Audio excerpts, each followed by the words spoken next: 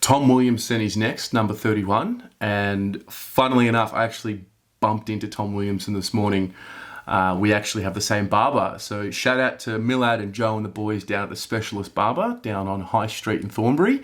But it was really cool to have a little exchange with Tom on the same day that his preview comes out. So that's that. But looking at Tom Williamson and looking at his journey, and he's a guy that perhaps some of us have almost forgotten about. He's a guy that in 2017 made his debut and he played 15 games, and it was quite impressive because when you get these draft picks that sort of fall after the first round, maybe even after the second round, you're a little bit unsure as to how quickly they'll develop and how they'll make it. And he didn't look like a player that was out of his depth at all in that first year that we saw him. And, there was a lot of excitement around him. He's got that toughness.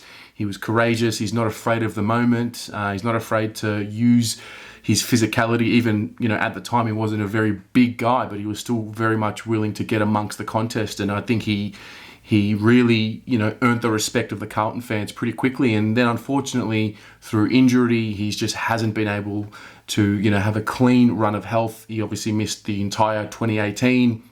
He missed a big chunk of 2019, and we only unfortunately saw him for 2 games. And enter 2020, we can put that behind us. And he's had a full preseason. I've been to most of the sessions and I've seen him there, not just on the sides with the rehab group. He's been in the match sim. And at this time of year, we're 30 days out from round 1, and to have him in match simulation consistently is a really good sign. Looking at him, just sort of being next to him, you can see he's really filled out into his body, and he's growing up. Having said that, he's still 21 years of age, and he's had quite an interesting journey. I think what will happen is these past 2 years for him, he'll look back on and it'll be a real springboard for his maturity. Now, unfortunately for him, he hasn't been able to enjoy the fruits of his labour just yet, but I think one day we'll be able to look back and sort of look back on these days and laugh and say, how tough were those days, and how we got through them. And if there's one thing about his character and just the way that he speaks, the way he carries himself, I've got no doubt that he's going to get through and overcome his challenges and be a great player for this footy club. And one of the many things I'm looking forward to seeing from Tom and how he fits into the group is, what I remember of our 2017 campaign was the way that we switched the ball. Now, I don't know if we're going to be playing that type of game style that we did in 2017, where it was really a possession type game, first and foremost, and then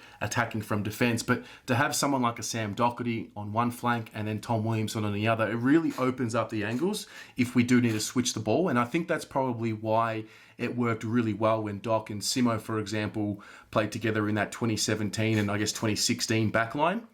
And so when we talk about the replacement for Simo and who's going to take his position going forward, Tom Williamson for me is one of those guys that can definitely fill that role. There has been talk about him being played up the wing, and that was really prevalent, in 2017 when he was really starting to announce himself to us fans and, to the wider Carlton community. So that's what I'm really looking forward to. Now, looking at round 1, is he going to play? Is he not going to play?